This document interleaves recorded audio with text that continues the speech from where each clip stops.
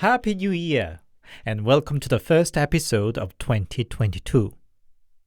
Apparently, I opened the last year with an episode about childhood memory, so I thought to do the same for this year, but specifically about weird childhood memories from countrysides. Just a generation or two ago in Korea, it was a norm that people had grandparents living in the countryside. As I mentioned in my past episode about grandmas, it was because many people left their hometown to the big cities during the economic boom for better education and job opportunities, leaving their parents in the countryside. So by the time they married and had children, it became a norm that grandparents were people living in the countryside. Spending summer vacation at grandparents in the countryside was almost a cliché. Now, townspeople tend to think that life in a countryside village should be all peaceful and quaint, and the country people should be kind and generous. And it is true to a certain extent, but the reality is always a bit more complex. On one hand, a small village where its age-old lifestyle and tradition continues often have their own local superstition and myths also still alive. Or, on more serious note, some of their isolated and closely knit communities may hide a little secret of their own, too. Today we are taking a look at 4 allegedly true stories in which children, as innocent and outside observers, happen to discover such secrets in the countryside. From paranormal encounter to a dirty secret the villagers had guarded from the outside. As always, handpicked, translated and narrated by your host, Anthony.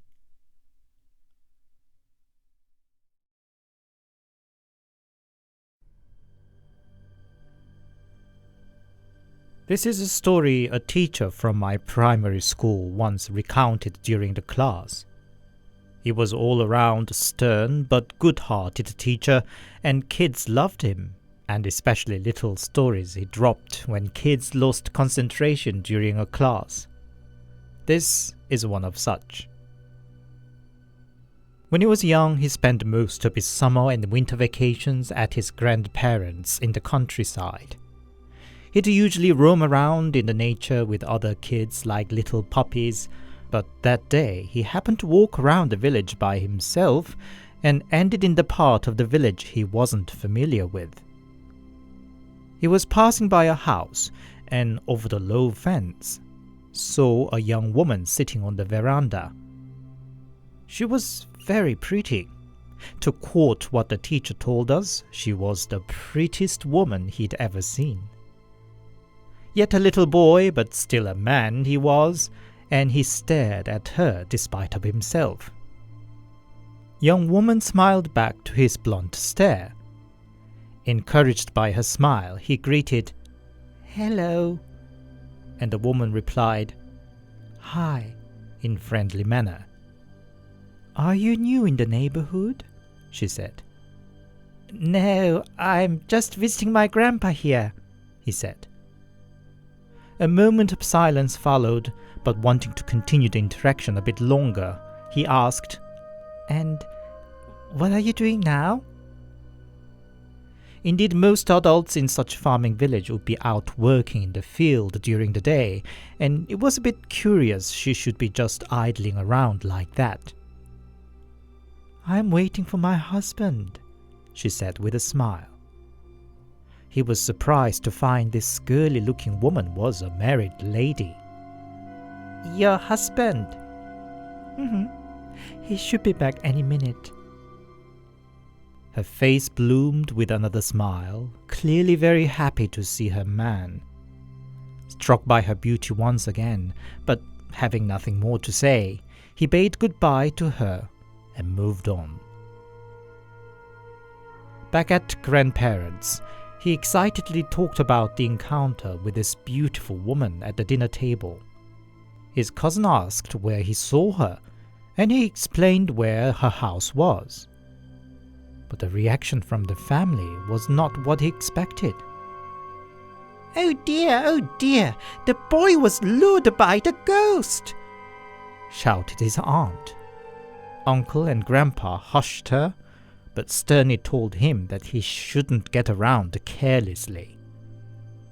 My teacher could not understand. That pretty lady could not be a ghost, surely.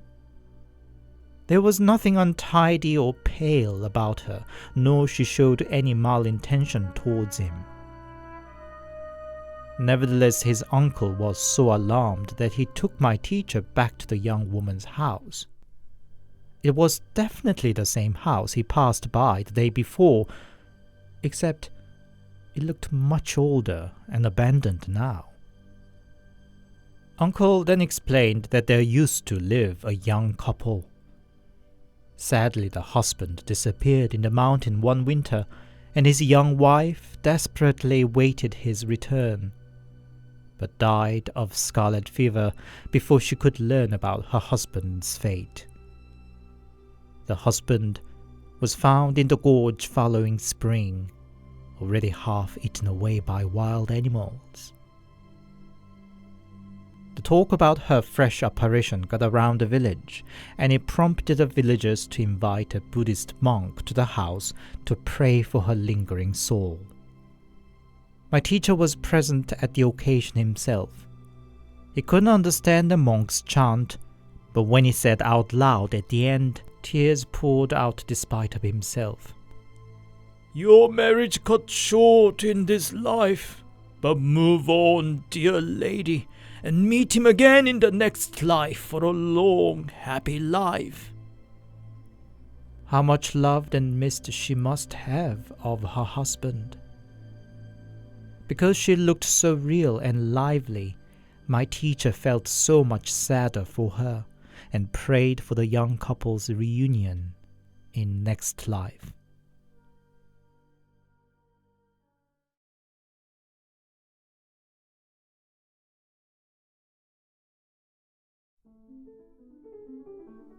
This happened more than 20 years ago. My grandpa used to run a peach orchard. Actually, the whole village's main produce was peach, so in springtime one could see the village surrounded by the white cloud of peach blossoms. My family lived in a bigger town, but my dad would often take me to visit Grandpa. I once asked Grandpa why he planted only peach trees. My dad laughed and said because it was profitable. But Grandpa said it was because peach trees fended off unholy ghosts. Grandpa used to tell me not to take the small path behind the house by myself. The pathway along bamboos and bitter orange groves indeed gave off creepy vibe. Should I really want to go there, I must at least carry a branch of peach tree, he said. But you know what kids are. They would do exactly what they are told not to do. So not long after, I was walking along the path, not even caring to fetch a peach branch. The further I went along, the chillier and creepier I did feel, even though the early September weather was still summery.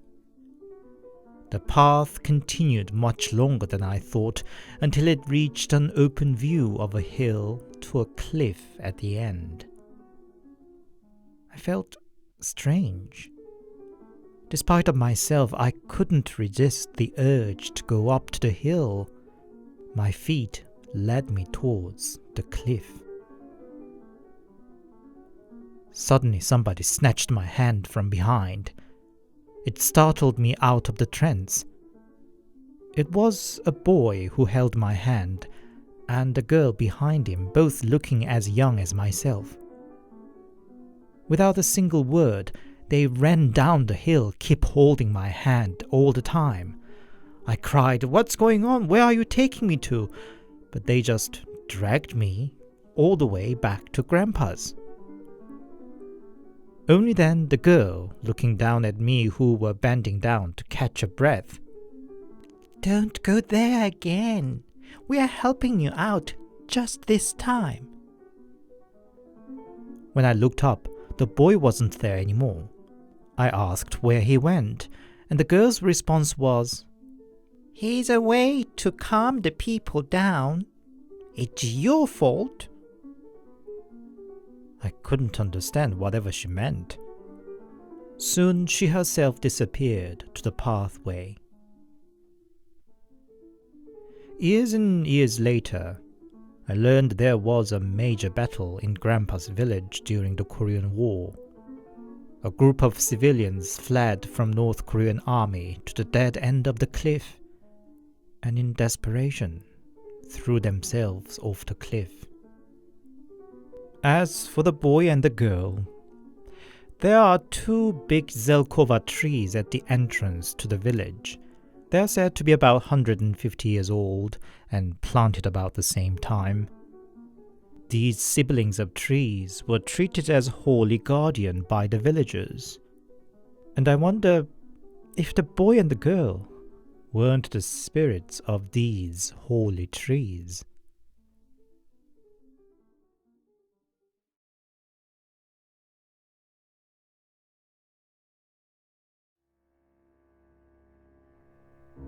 It's a story from my friend. Let's call him Wonil. His grandparents on his mother's side lived in a small farming village far away from towns. On summer vacations, all his uncles and aunts used to gather there. Wild field and cool, clean streams of water there provided a perfect playground for kids. So that summer too, the whole family gathered there when Wonil was 8. All of his cousins were all kids too, older or younger by just a few years. Of course, somebody had to keep an eye on these 10 puppies, and the job was given to the youngest uncle. But why would a 17-year-old want to spend his day with the 10 kids? The uncle settled down under the shadow of a big tree with a pile of comics, and let his nephews and niece just be. But even he didn't forget to warn one thing to the kids. "Don't go up to the little hut behind the church on the hill." It was nothing new to Wonil. His grandma too used to tell him and the rest of the kids the same all the time, that the hut was haunted and the ghost would lure young kids there, and many of them would become dumb and hazy with a shock, and no doctor could do much for them. So they all nodded to Uncle's instruction like good kids, and soon all over the place playing silly. But then, about an hour later, Wonil noticed the youngest 2 of the cousins were gone missing. The rest of kids spreaded to look for them, and some even ran all the way back to grandparents to check if they had returned there. But they were nowhere to be seen. Wonil got a hunch and looked towards the way up the hill towards the church. And he could see them walking just past the church and to the hut. They all ran to catch them up, calling them out all the way. But it was only when Uncle snatched them by arms and shook them about that they seemed finally noticed them. Uncle yelled at them, "What did I tell you? I told you not to come this way. Why wouldn't you listen?" The youngest 2 protested with still somewhat amused expression. "But Uncle, there was a guy. He called us with such a funny face." "He did. He danced so funny too, and told us he had a lot more to show us." But the others could not see anybody around, not even a dog. While Uncle dragged the 2 down, huffing and puffing, Wonil looked back to the old hut. One moment he thought he saw a shadow of a person dancing inside a hut. It gave him chills, and he quickly followed the rest down. In the middle of the night, Wonil got up from sleep with a tummy ache.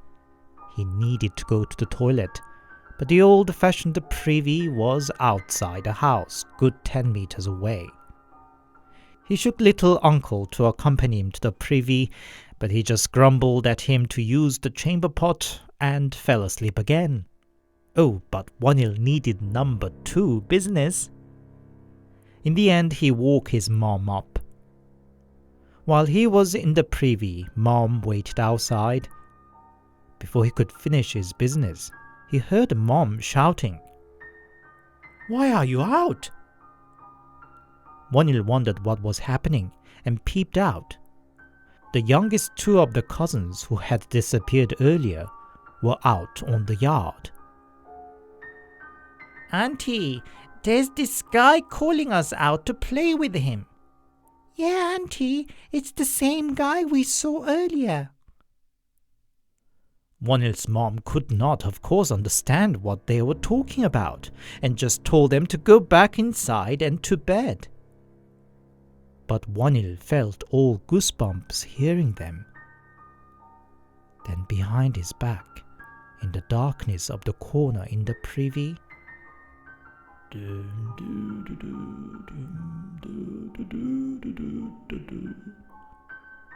a strange humming. Wonil looked back and saw somebody crouching down there and staring at him. Wonil was terrified, but at the same time strangely could not take his eyes off of him, until his mom called him out and pushed all three kids back to bed. Wonil could not easily fall back to sleep, wondering what that shadow person might have been. Then he saw a shadow casting over the paper door.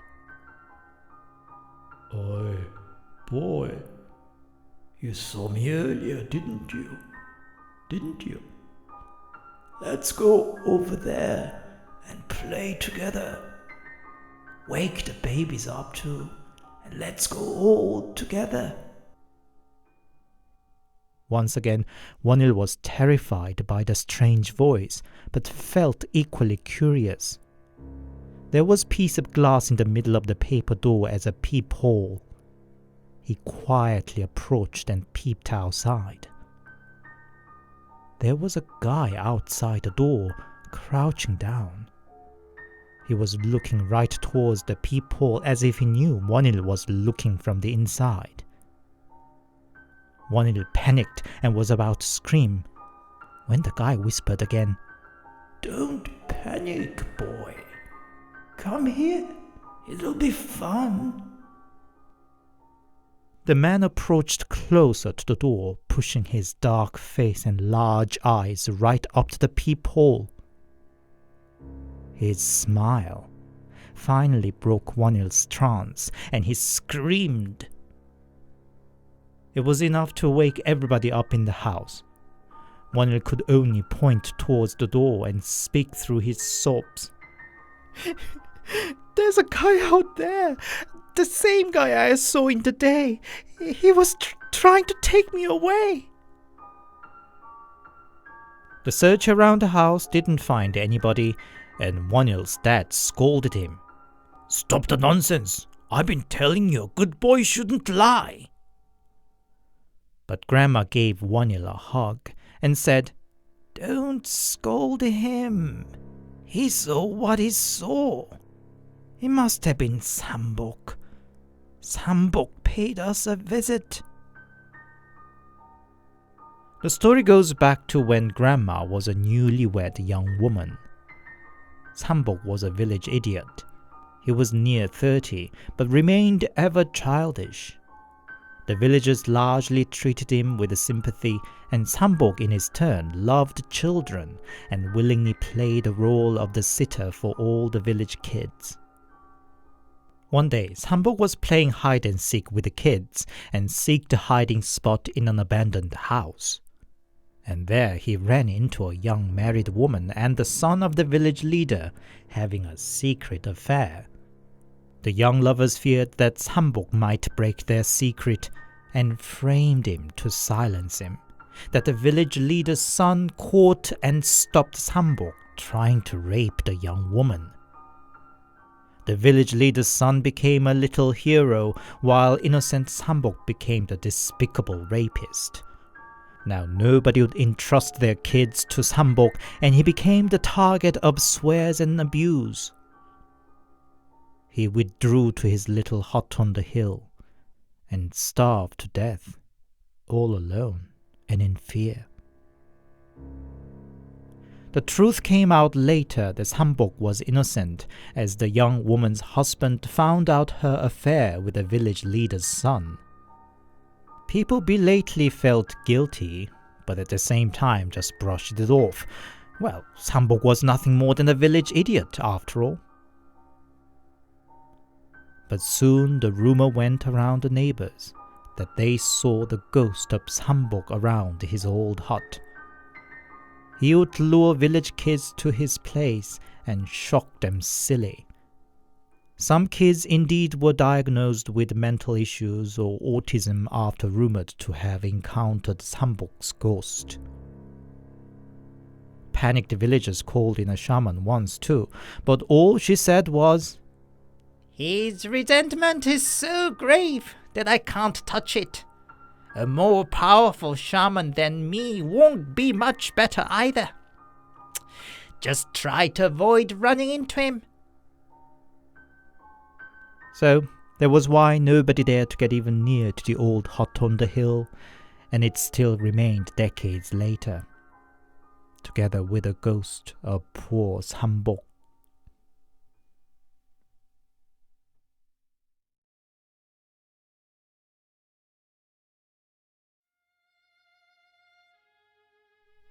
I grew up in a countryside village.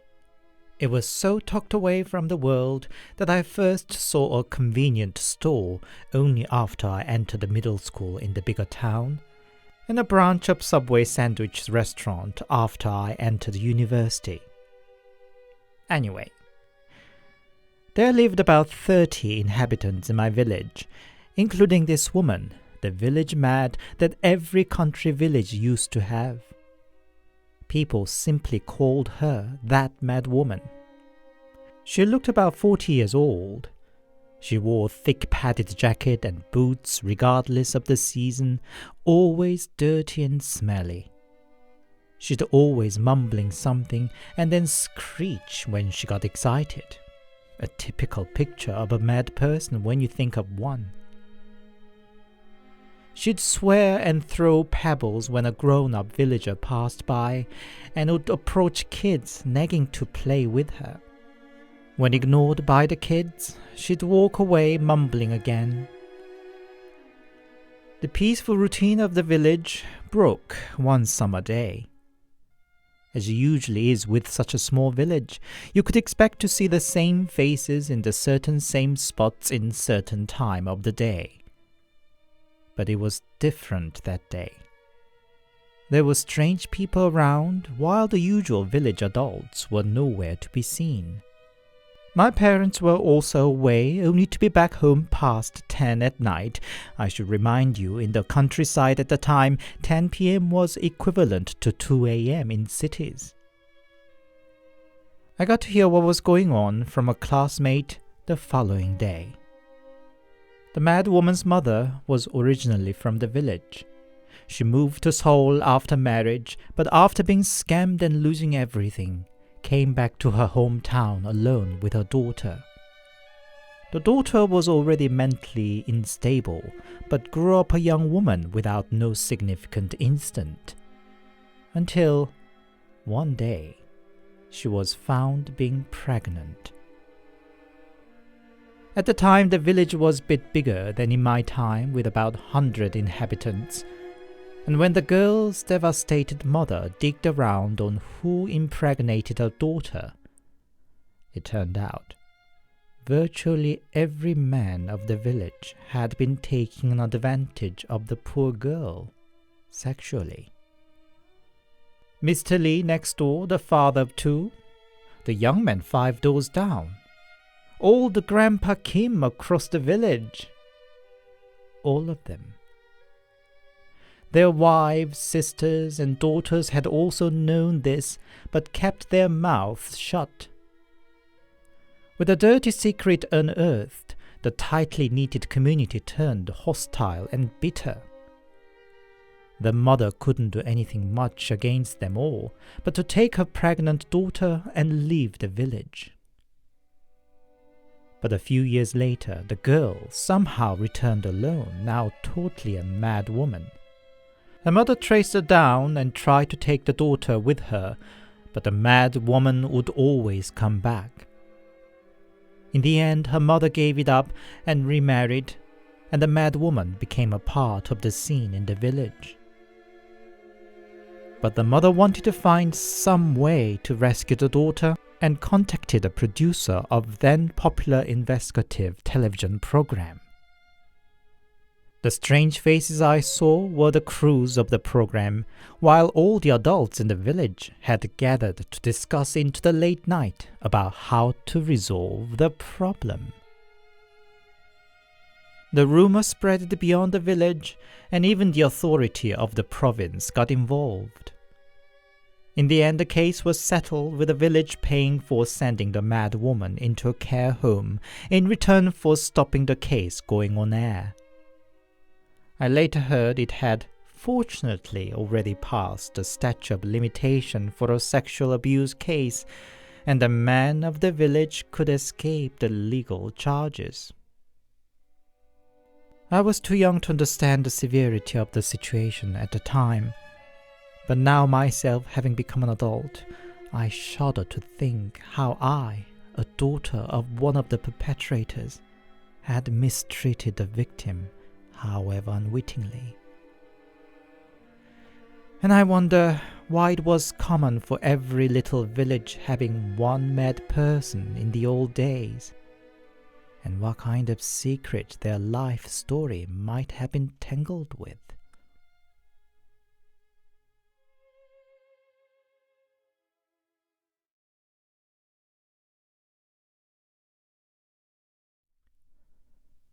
Hi, it's Anthony here, and thank you very much for your listening. I hope you enjoyed today's stories. As the cliche goes, I too had my grandparents in the countryside and used to spend a few days there on summer vacation. While I had some fun in the nature there, I don't think I particularly liked the village life. Even as a child, I could vaguely notice how gossips and talking behind the backs worked in the small community.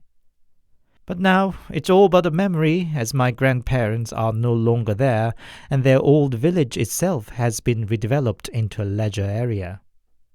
I guess whatever the lifestyle, tradition, or secrets there had been are lost too.